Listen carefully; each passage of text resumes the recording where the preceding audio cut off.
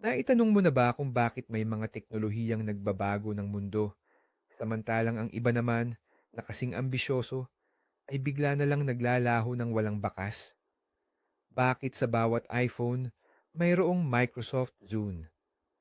Ngayon, susuriin natin ang kasaysayan at tatalakayin ang 20 pinakamalalaking pagkabigo sa mundo ng teknolohiya. Hindi lang ito basta mga kwento ng pagkabigo. Ito ay mahahalagang aral kung paano kayang sirain ng kapalaluan, maling timing, at pagpapabaya sa mga gumagamit ang pinakaambisyosong proyekto. Humanda kang magulat dahil ilan sa mga pagkabigong ito ay galing sa mga kumpanyang kilala at mahal mo. Ang mundo ng teknolohiya ay hindi lang puro kwento ng tagumpay tulad ng Apple or Google. Sa bawat tagumpay at inobasyon, may daan-daan, kung hindi man libu-libong, nabigong eksperimento at produkto. Madalas, ang pagkabigo ay hindi wakas, kundi isang mahalagang hakbang patungo sa bago.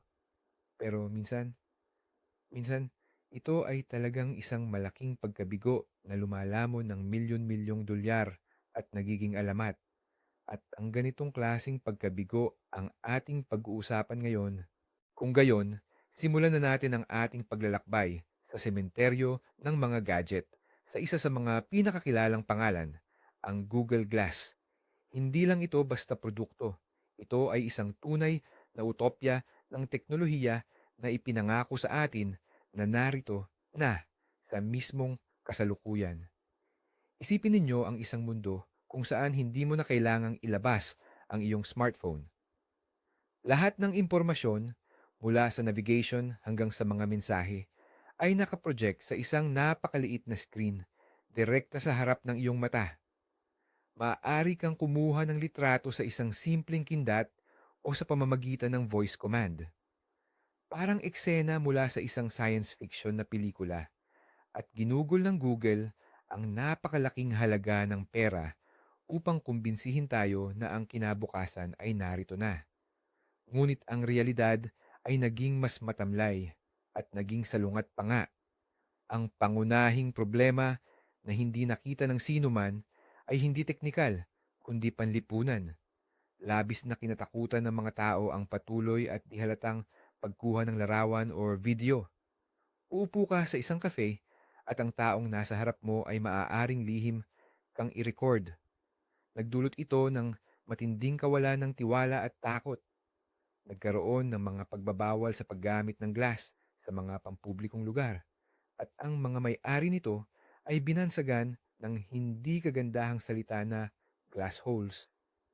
Idagdag pa rito ang kakaibang itsura na nagpapamukha sa gumagamit na parang isang cyborg, at ang napakataas na presyo na $1,500.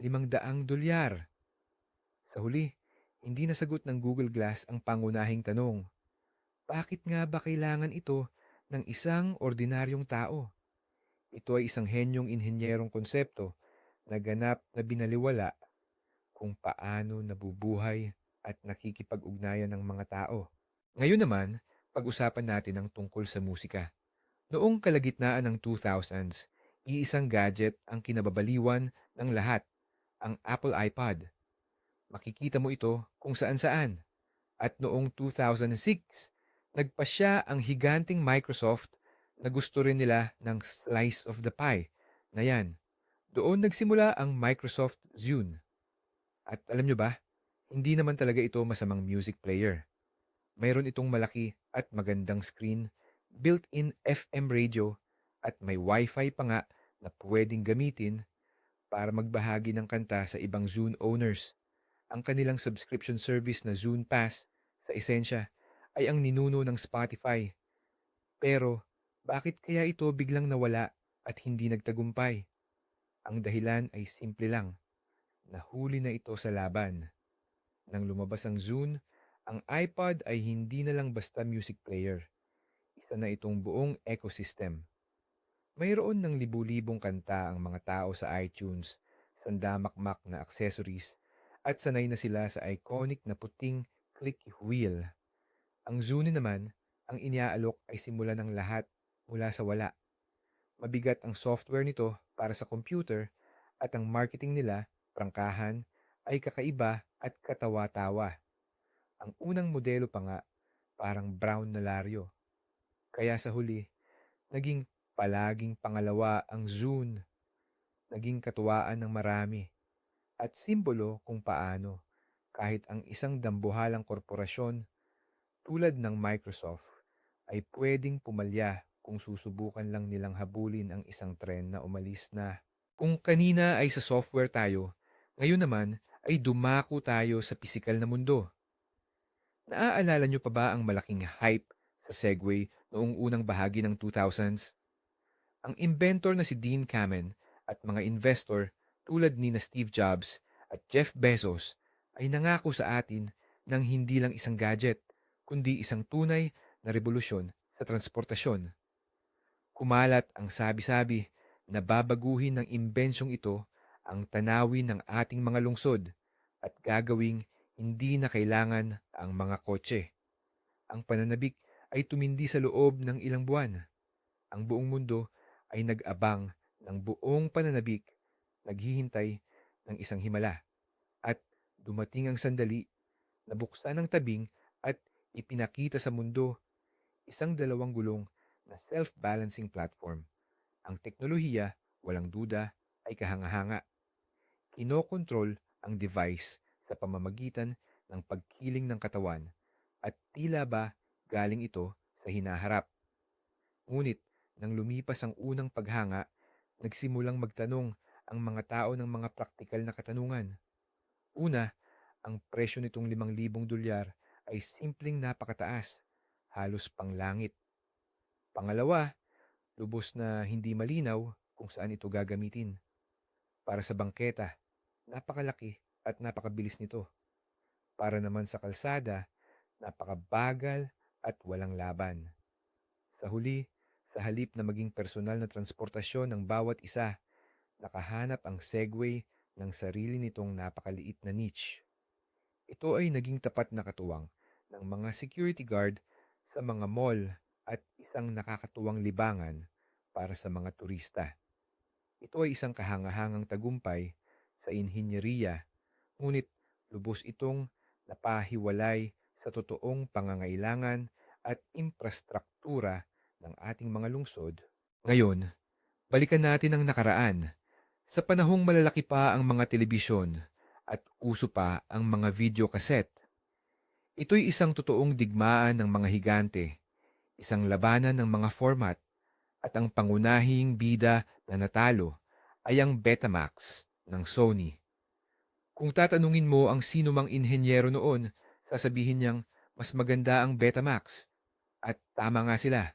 Ang kalidad ng larawan sa mga Betamax cassette ay mas malinaw at matatag kumpara sa pangunahing kalaban nito, ang format na VHS. Mas maliit at mas madaling gamitin din ang mga cassette mismo. Sa tingin, ang tagumpay ay nasa kamay na ng Sony. Kaya saan sila nagkamali? Ang lahat ay tungkol sa mga detalye na naging kritikal para sa karaniwang mamimili. Ang unang problema, ang oras ng pagre-record. Ang mga unang Betamax cassette ay kaya lang mag-record ng 1 oras na video. Samantalang, ang mga VHS cassette, simula pa lang ay nag-aalok na ng 2 at kalaunan ay 4 na oras. Para sa isang pamilyang gustong mag-record ng buong pelikula mula sa telebisyon, halata ang pinili.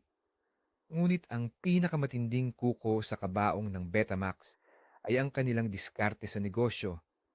Mahigpit na binantayan ng Sony ang kanilang teknolohiya.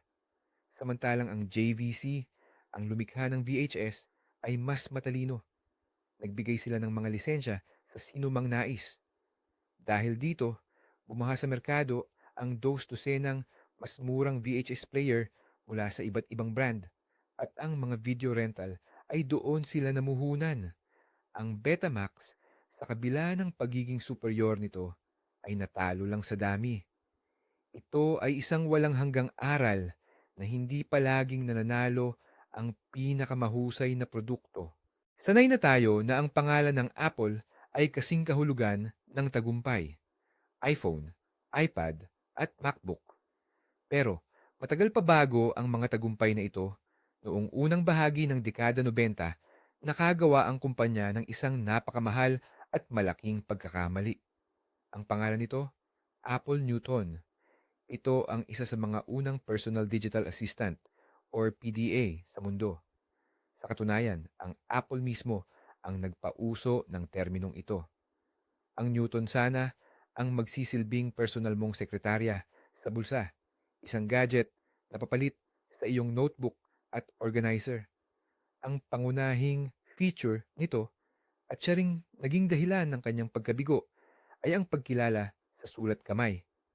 Isusulat mo gamit ang isang stylus sa screen at ang device ay dapat na milagrosong gagawing nakatype na teksto ang iyong sulat kamay. Sa teorya, ito ay isang tunay na revolusyon, pero sa praktika, ang magic na feature na ito ay naging sentro ng katatawanan. Napakapangit at hindi mahulaan ang performance nito, kaya't naitampok pa ito sa cartoon series na The Simpsons bilang isang biro. Idagdag mo pa rito ang mataas na presyo, kalakihan ng sukat at maikling buhay ng baterya at mayroon ka ng kumpletong resipe para sa isang malaking sakuna. Sa huli, naging mahalagang aral ang Newton. Ang isang henyong ideya na nauuna sa kanyang panahon ay tiyak na mabibigo kung hindi pa handa ang teknolohiya para rito. Ngunit mula mismo sa mga labi ng proyektong ito, kalaunan ay itinatag ng Apple ang kanilang mobile empire. Itong virtual reality. Ngayon, ang Oculus Quest at HTC Vive ay naging karaniwan ng bahagi ng mundo ng paglalaro. Ngunit isipin ninyo ang taong 1995. Ang Nintendo, na kinikilala bilang hari ng gaming market noon, ay nagpasya na sumubok sa isang bagay na walang sino man ang naglakas loob gawin. Ang ilabas ang kauna-unahang home console ng virtual reality sa buong mundo. Ambisyoso pakinggan, di ba? At doon nga isinilang ang Virtual Boy.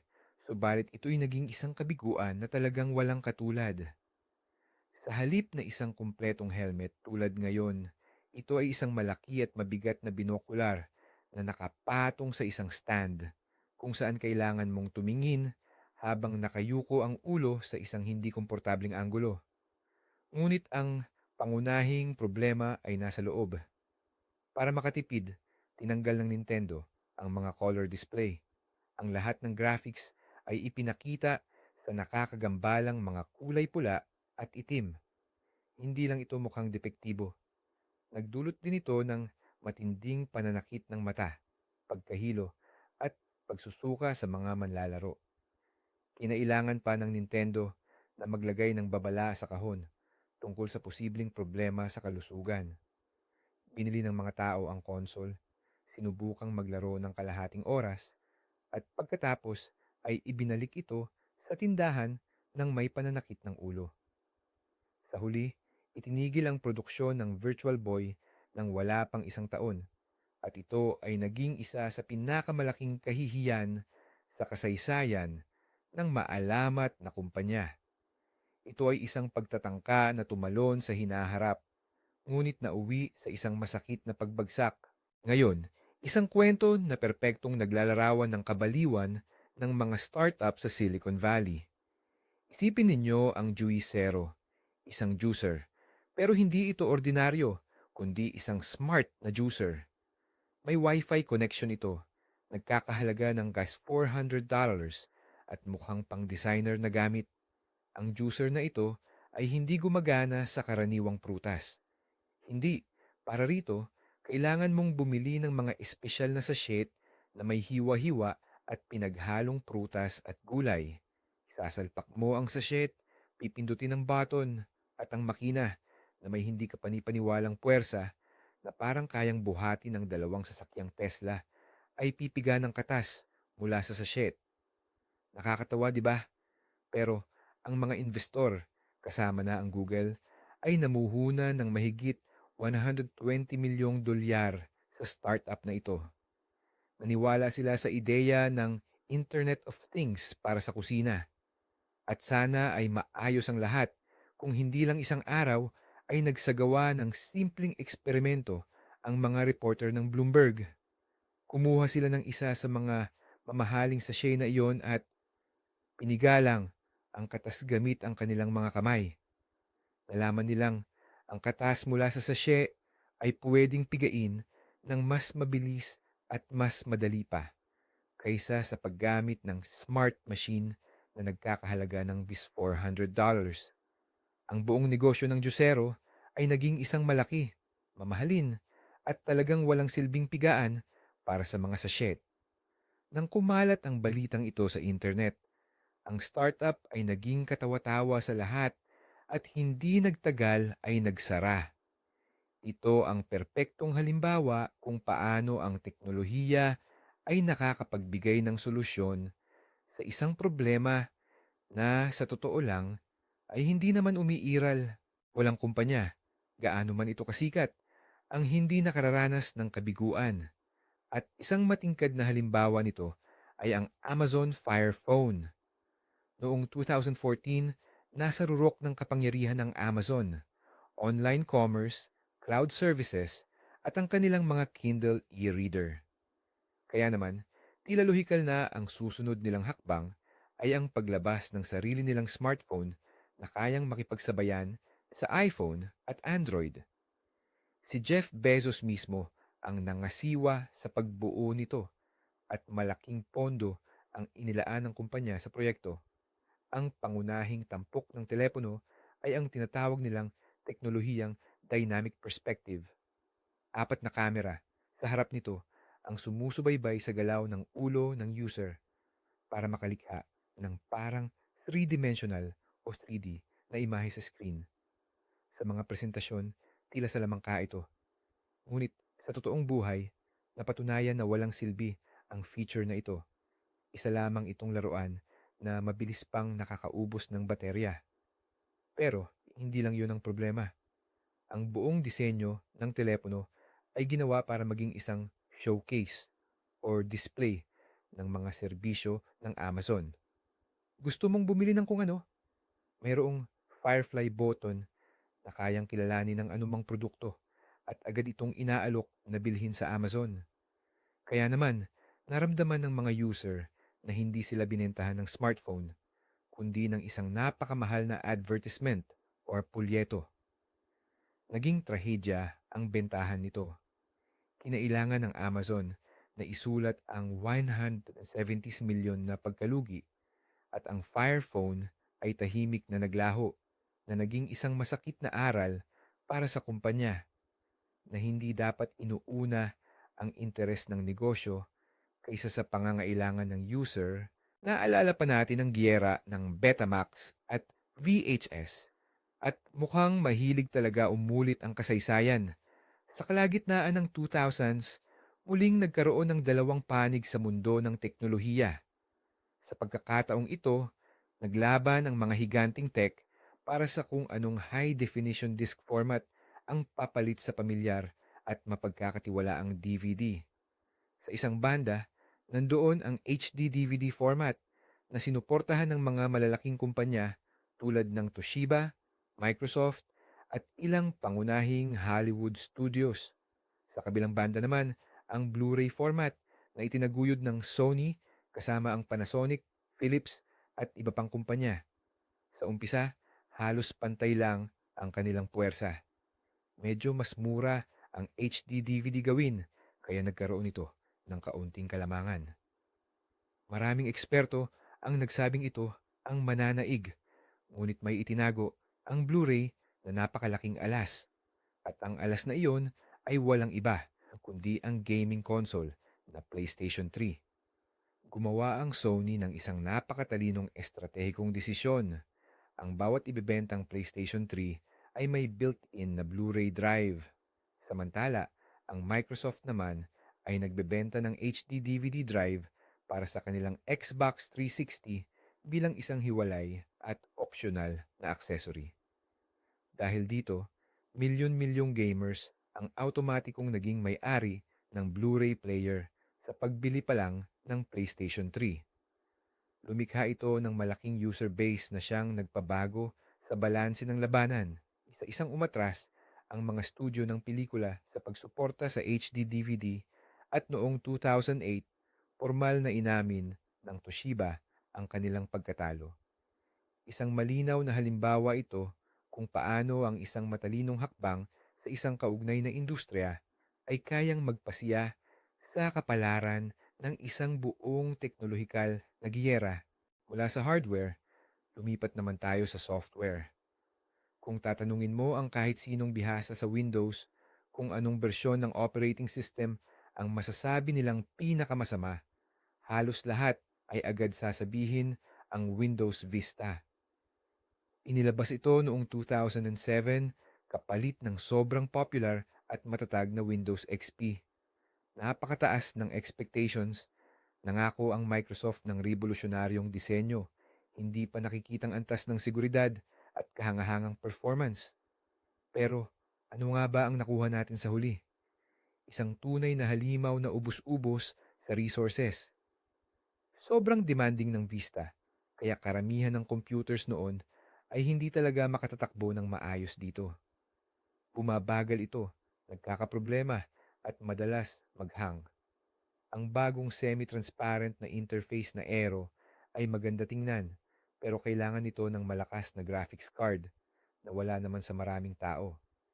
Pero ang pinakamasakit sa ulo para sa mga user ay ang bagong sistema ng seguridad na tinatawag na User Account Control. Bawat galaw, kahit gaano kaliit, tulad ng pag-install ng programa or pagpapalit ng settings, ay naglalabas ng paulit-ulit na pop-up window na nagtatanong, "Sigurado ka ba?" Nakakasira ito ng ulo. Dahil dito, milyon-milyong tao ang tumangging mag-upgrade mula sa XP o kung nakabili man ng bagong computer na may Vista, sinubukan nilang bumalik sa XP. Naging malaking kabiguan ng Vista, kaya napilitan ng Microsoft na madaliang ilabas ang Windows 7. Ang Windows 7, sa totoo lang, ay halos parehong Vista, pero inalis na ang lahat ng depekto nito. Aba, social media, isang patlang ng digmaan na puno ng mga labi ng mga sumubok kalabanin ng Facebook. At ang pinakamalaking biktima sa labanang ito, ang Google Plus na inilunsad noong 2011. Kumpleto sa lahat ang Google para manalo. Bilyon-bilyong gumagamit ng Gmail, YouTube at search. Malalaking pondo at inhinyero. Tila ba sila na ang makakagawa ng isang karapat-dapat na kakumpetensya? Hindi naman masama ang ideya. Halimbawa, ang circles, isang magandang paraan para madali mong maipangkat ang iyong mga kaibigan para hindi mo maipost ang mga litrato sa party sa iyong lola. Pero, sablay ang pagpapatupad. Sobrang desperado ang Google na habulin ng Facebook kaya naging masyadong agresibo sila. Sa pilitan nilang nilikha ang mga Google Plus profile para sa lahat ng gumagamit ng kanilang mga serbisyo. Gusto mong mag-comment sa YouTube? Kailangan mo munang gumawa ng Google Plus account. Nagdulot ito ng matinding inis sa marami. Pero ang pangunahing problema ay naramdaman na walang laman at parang patay ang social network.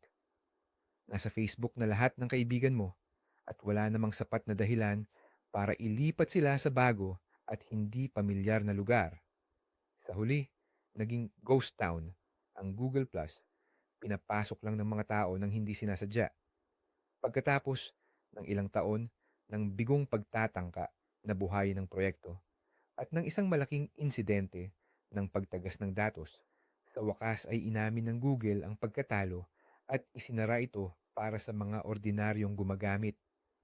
Ito ay isang aral na kahit gaano kalaki ang pera at teknolohiya, hindi mo mapipilit ang mga tao na makipagkaibigan o makisalamuha kung saan hindi nila gusto. Balikan natin ang isang higante na dating namayagpag sa mundo ng internet. Noong dekada 90 at sa unang bahagi ng 2000s, para sa milyon-milyong tao sa Amerika at Europa, ang internet ay AOL or America Online. Sila ang tunay na hari ng dial-up era. Tiyak na naaalala nyo pa ang kakaibang tunog ng modem kapag nagkokonekta. Nagbigay ang AOL ng lahat ng kailangan sa iisang platform: internet access, email, chat, at balita. Milyon-milyong installation disk ang kanilang ipinamahagi at ang sikat nilang linyang "You've Got Mail" ay naging bahagi na ng kultura. Ngunit habang kumikita ang AOL ng bilyon-bilyon mula sa mabagal at bayad kada oras na internet access, unti-unting nagbabago ang mundo. Paparating na ang panahon ng mabilis at malawak na koneksyon sa internet, ang tinatawag na broadband. At dito, nagawa ng AOL ang isang nakamamatay na pagkakamali. Napakasikip ng kapit nila sa luma at kumikita nilang business model, kaya tuluyan nilang hindi napansin ang paparating na revolusyon.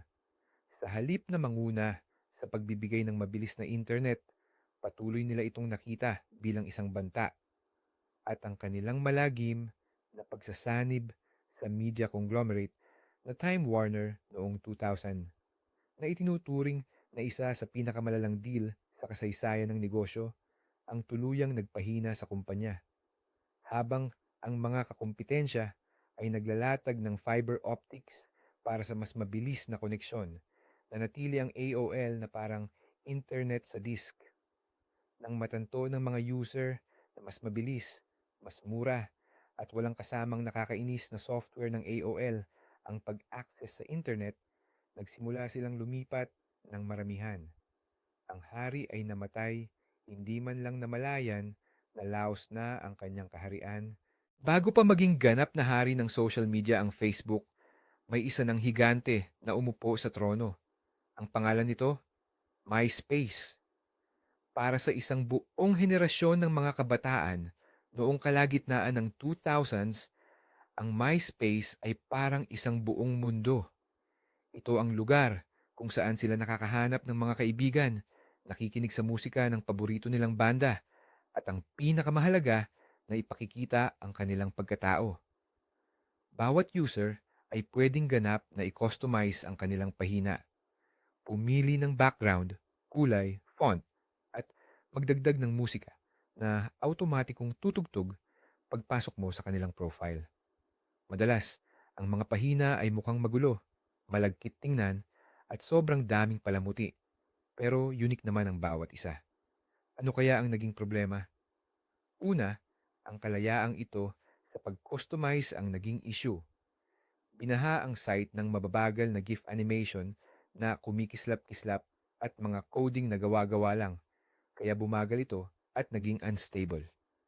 Ikalawa, hindi nakayanan ng MySpace ang dagsa ng spam at mga peking account. Pero ang pinakamalaking dagok ay mula sa Facebook.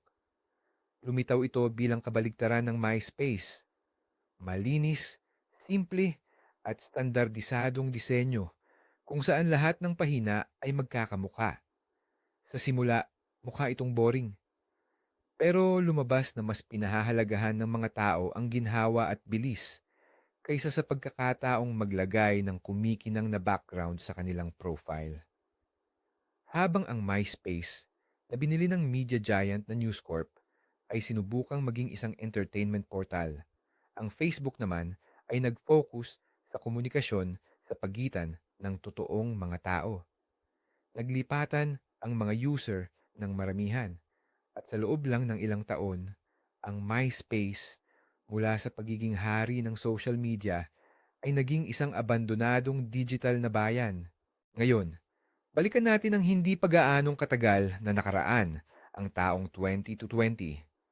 Pumasok sa eksena ang Kibi, isa sa pinakaambisyoso at pinakamahal na kabiguan sa kasaysayan ng streaming. Ang ideya ay tunog, nakakaintriga at logical pa nga. Mas marami ng tao ang nanonood ng video sa kanilang mga smartphone, madalas habang nasa biyahe o sa mga maikling pahinga. Nag-alok ang Kibi ng nilalaman na sadyang ginawa para dito. Mga serye at palabas na may mataas na budget, ginawa ng mga bituin at direktor mula Hollywood. Ngunit ang bawat episode ay time for 10 minuto lamang ang haba. Ang kanilang kakaibang tampok ay ang teknolohiyang turnstile na nagpapahintulot na manood ng video sa parehong pahalang at patayong oryentasyon at ang larawan ay maayos na lumilipat. Para sa ideyang ito, ang mga nagtatag, ang mga higante sa industriya na sina Jeffrey Katzenberg at Meg Whitman ay nakalikom ng halos 2 bilyong dolyar na pamumuhunan. Ngunit mula pa lamang sa simula, hindi naging maganda ang takbo ng lahat. Una, inilunsad ang serbisyo sa kasagsagan ng pandemya kung saan ang lahat ay nasa bahay at tiyak na hindi kailangan ang content na para sa on the go o habang nasa biyahe. Mas pinipili ng mga tao na manood ng Netflix sa malalaking telebisyon. Pangalawa, ang nilalaman ay nakakulong sa loob ng isang bayad na aplikasyon. Hindi maaaring kumuha ng screenshot o magbahagi ng nakakatawang sandali sa social media na pumigil sa anumang posibilidad ng viral na pagkalat. Ngunit ang pinakamahalaga, lumabas na hindi handa ang mga tao na magbayad para sa mga maikling video, lalo na kung mayroon silang libreng YouTube at TikTok na may walang katapusang agos ng nilalaman. Sa huli, sa kabila ng bilyong-bilyong dolyar na pamumuhunan, inihayag ng Kibi ang pagsasara nito pagkatapos lamang ng 6 na buwan mula ng ilunsad. Ito ay naging isang klasikong halimbawa ng isang proyekto na ganap na malayo sa realidad at sa mga pangangailangan ng target. Nitong madla, hindi lahat ng bigong proyekto sa teknolohiya ay dahil lang sa mahinang produkto. Ang ilan ay purong pandaraya na sumisira sa buhay at nagpapahina sa tiwala ng tao sa mga inobasyon. At ang pinakakilalang kaso nito, walang duda, ay ang Theranos. Ang nagtatag ng kumpanya, si Elizabeth Holmes, na tinagurian pang ang Steve Jobs na nakapalda, ay nangako ng isang revolusyon sa mundo ng medisina. Ipinagmalaki niyang nakalikha siya ng isang natatanging aparato, ang Edison, na kayang magsagawa ng daan-daang komplikadong blood test gamit lang ang isang patak ng dugo mula sa daliri. Parang himala ang pangakong ito. Wala nang masakit na tusok sa ugat at wala nang matagal na paghihintay sa resulta. Dahil dito, nakakuha ang Theranos ng daan-daang milyong dolyar mula sa mga maimpluwensyang investor, nakipagkontrata sa malalaking pharmacy chain, at si Holmes mismo ay naging pabalat ng mga magazine. Ngunit mayroong isang malaking problema. Hindi gumagana ang teknolohiya. Ang Edison device ay isa lamang malaking panloloko. Sa katunayan, lihim na isinasagawa ng kumpanya ang karamihan sa mga pagsusuri gamit ang ordinaryo at standard na kagamitan mula sa ibang manufacturer. Bukod pa rito, diniluyan nila ang maliliit na sample para makuha ang tamang volume na nagdudulot ng lubhang hindi tumpak na resulta. Nang ibunyag ng imbestigasyon ng mamamahayag na si John Carreyrou ang pandarayang ito, bumagsak ang buong imperyo ng Theranos na parang baraha. Hindi lang ito kwento ng isang bigong startup. Kwento ito ng kasinungalingan na naglagay sa panganib sa kalusugan at buhay ng napakaraming tao. Balikan natin ang panahon kung kailan nagsisimula palang pumasok ang internet sa bawat tahanan. Ito ang panahon ng dot-com bubble noong huling bahagi ng dekada 90. Isang panahon ng walang habas na pagbuhos ng pera sa kahit anong kumpanya na may .com sa pangalan. At ang naging simbolo, ang mukha ng kabaliwang ito, ay ang online store na pets.com. Simple lang ang ideya, magbenta ng mga produkto para sa alagang hayop tulad ng pagkain, laruan at accessories sa internet at i-deliver ang mga ito diretso sa pintuan ng bahay. Para makilala ang kanilang pangalan, gumastos ang pets.com ng napakalaking halaga para sa marketing. Ang kanilang pangunahing mukha ay naging isang kaibig-ibig na sock puppet na aso na lumalabas kung saan-saan, sa mga patalastas sa telebisyon, sa mga parada, at maging sa Super Bowl. Nag-IPO ang kumpanya at sa kasagsagan ng kanilang kasikatan, umabot ang halaga nito sa daan-daang milyong dolyar. Ngunit sa likod ng kanilang magarbong pangalan at kampanya, nakatago ang isang mapaminsalang modelo ng negosyo. Binebenta nila ang mabibigat at malalaking sako ng pagkain ng may lugi dahil ang gastos sa pagde-deliver ay kadalasang mas mataas pa kaysa sa presyo ng mismong produkto. Literal na sinusunog ng kumpanya ang pera ng mga investor sa bawat order. Ang akala nila, uunahin nilang sakupin ang merkado at saka na lang nila iisipin kung paano kumita. Pero ang saka na lang ay hindi na nangyari. Nang pumutok ang dot-com bubble, huminto ang mga investor sa pagbuhos ng pera sa mga proyektong nalulugi. Nalugi ang Pets.com 9 buwan lang pagkatapos nitong mag-IPO at ang kanilang sock puppet ay naging malungkot na paalala sa isang panahon kung kailan mas pinahalagahan ang malalaking ambisyon kaysa sa matalinong pagpaplano sa negosyo. Ang Microsoft ay maraming beses nang sinubukan na manakop sa mobile market at sa bawat pagkakataon sila ay nabigo. Ngunit ang pinakamamarkahang at marahil pinakamasakit na pagtatangka ay ang operating system na Windows Phone na inilunsad noong 2010. Ito ay isang kaso kung saan ang produkto ay talagang mahusay. Sa halip na ang nakasanayang mga icon tulad ng sa iPhone or Android, nag-alok ang Microsoft ng isang ganap na bagong tile-based interface na tinawag nilang Metro. Ang mga live tiles ay nagpapakita ng mga notification at update ng direkta sa home screen. Ang sistema ay napakakinis at mabilis ang pagtakbo kahit sa mahinang hardware.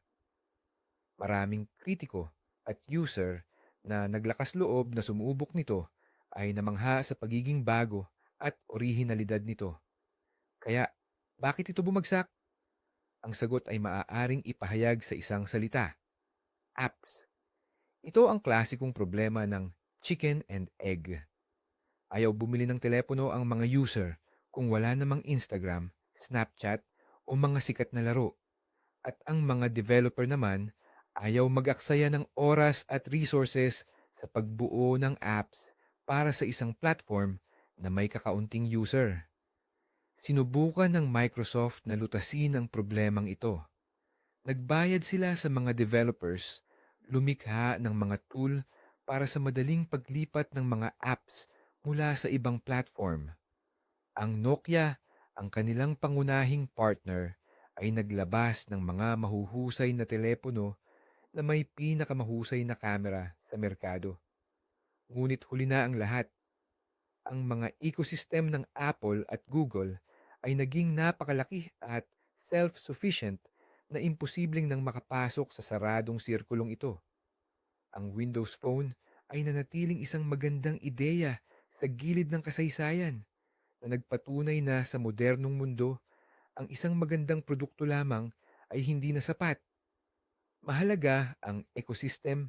Kung ang Windows Phone ay isang matagal at masakit na paghihingalo, ang Microsoft Kin naman ay parang pagsabog ng supernova na agad ding naglaho. Ang proyektong ito ay isa sa mga pinakakakaiba at walang lohikang pagkakamali ng Microsoft.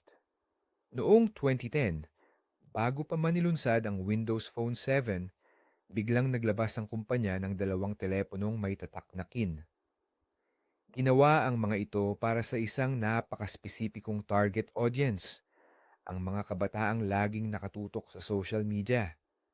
Mayroon silang slide-out na QWERTY keyboard at nakatuon lang sa pakikipag-ugnayan sa Facebook, Twitter at MySpace. Wala silang App Store, laro, or kahit kalendaryo. Ang pangunahing ideya ay ang Kin Studio, isang cloud service na automatikong magsisave ng lahat ng iyong litrato, video at mensahe.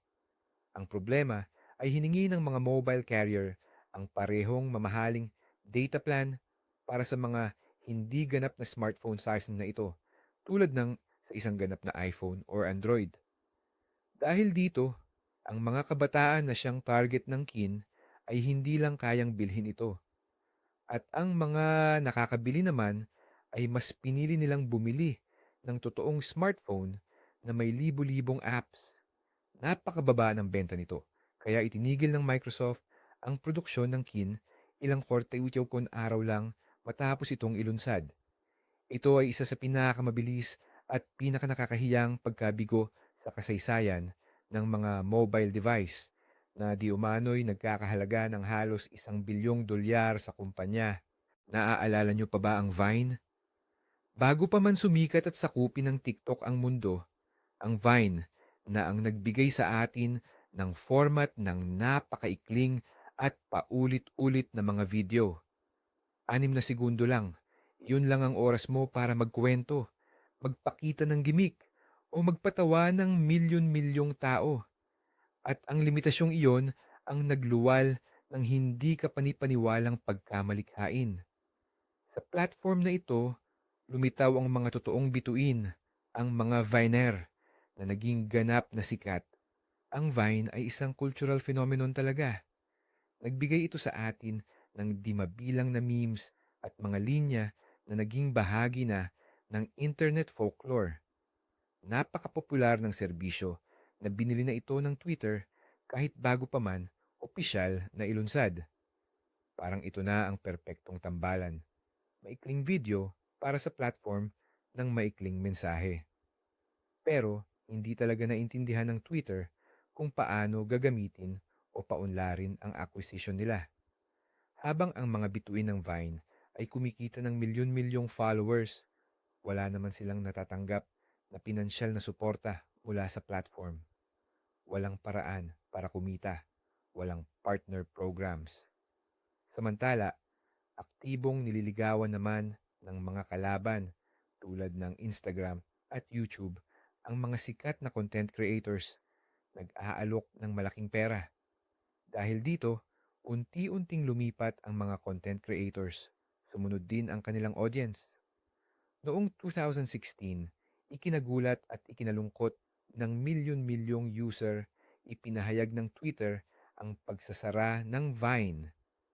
Isang trahedya ang nangyari na nagpapakita kung paano maaaring may hawak kang kayamanang kultural, pero basta mo na lang itatapon dahil sa kawalan ng business vision o strategiya. Panghuli sa ating listahan ay isang kabiguan na, sa totoo lang, ay sumabog ng husto. Noong 2016, ipinagmalaki ng Samsung ang pangunahing kalaban ng Apple sa merkado ng smartphones, ang bago nitong flagship, ang Galaxy Note 7. Sa halos lahat ng aspeto, ito ay itinuturing na halos perpektong telepono. Mayroon itong napakagandang curved screen, matinding processor, ang pinakamahusay na camera noon, water resistance, at syempre, ang kanilang kilalang S Pen stylus. Ang mga unang review ay punong-puno ng papuri. Tinawag pa nga ng mga mamamahayag na ito ang pinakamahusay na smartphone na nagawa kailanman. Tila sa wakas ay makakapagbigay ng matinding dagok ang Samsung sa bagong iPhone. Ngunit di nagtagal, nagsimulang dumating ang nakababahalang balita. Sunod-sunod na nagsimulang umusok, umapoy, at sumabog pa nga ang mga telepono ng mga gumagamit. Binaha ng mga larawan ng sunog ng mga device ang internet. Napakaseryoso ng problema, kaya't ipinagbawal ng mga airline sa buong mundo ang pagdala ng Note 7 sa loob ng eroplano. Sa simula, sinubukan ng Samsung na i-recall ang unang batch at palitan ito ng sinasabing ligtas na unit. Ngunit nang magsimula ring magliyab ang mga bagong pinalitan na unit, naging malinaw na mas malalim ang ugat ng problema. Kalaunan, nalaman na dahil sa kagustuhang gawing mas manipis ang katawan ng telepono, nag-iwan ang mga inhinyero ng napakaliit na espasyo para sa baterya. Kapag umiinit, lumalaki ito na nagiging sanhi ng short circuit at pagsabog. Sa huli, Napilitan ng Samsung na tuluyang itigil ang produksyon at i-recall ang lahat ng nabentang Galaxy Note 7. Ang insidenteng ito ay nagkakahalaga ng bilyon-bilyong dolyar sa kumpanya at nagdulot ng matinding pinsala sa reputasyon nito. Binago ang pinakamahusay na smartphone ng taon sa pinakamapanganib na gadget sa kasaysayan. Ano nga ba ang nag-uugnay sa lahat ng mga kwentong ito? Kung susuriin, may ilang kapansin-pansin na pattern tayong makikita. Una, ang pagmamataas. Ang mga kumpanyang tulad ng Google sa kanilang Glass or Amazon sa Fire Phone ay lubos na kumbinsido na gumagawa sila ng isang henyong produkto. Nakalimutan nilang tanungin ang ordinaryong tao. Kailangan nyo ba talaga ito? Gumawa sila ng teknolohiya para lang sa teknolohiya, hindi para lutasin ang tunay na problema. Pangalawa, ang nakamamatay na pagkakamali. Ang huling dumating sa party. Ang Microsoft Zune at Windows Phone ay magagandang produkto naman, pero pumasok sila sa merkado kung saan nakatayo na ang mga bandila ng Apple at Google at naitayo na ang kanilang hindi malusaw na kuta ng mga app at ecosystem. Minsan, ang pagiging pangalawa ay nangangahulugang wala kang makukuha. Pero ang pinakamahalagang twist ay ito. Marami sa mga kabiguan na ito, hindi naman pala talaga ganap na kabiguan. Ang mga teknolohiya mula sa bigong Apple Newton ang naging pundasyon ng iPhone at iPad. Ang masakit na karanasan sa Virtual Boy ang nagturo sa Nintendo kung ano ang hindi dapat gawin, na sa huli ay nagresulta sa tagumpay ng Nintendo Switch. Kahit pa nga ang isinarang Google Plus ay nagbigay sa kumpanya ng napakahalagang data tungkol sa mga account na ginagamit pa rin nila hanggang ngayon sa lahat ng kanilang serbisyo. Ang mga kabiguan ay naging mga hakbang palapaakyat. Kaya naman, ang kasaysayan ng mga teknolohikal na kabiguan ay hindi lang basta sementeryo ng masasamang ideya. Ito ay isang aklat-aralin, puno ng mahahalagang leksyon tungkol sa inobasyon, marketing, at sikolohiya ng tao. Mga aral na patuloy na humuhubog sa mundo na ating ginagalawan ngayon. Salamat sa panunood ng video na ito hanggang dulo. Kung nagustuhan mo ito, huwag kalimutang mag-like at mag-subscribe sa channel para hindi mo mapalampas ang iba pang kapanapanabik na kwento mula sa mundo ng teknolohiya. At para sa iyo, anong teknolohikal na kabiguan ang pinakanatandaan mo? Mayroon ba kaming nakaligtaan? I-share mo yan sa comments at gustong-gusto naming basahin.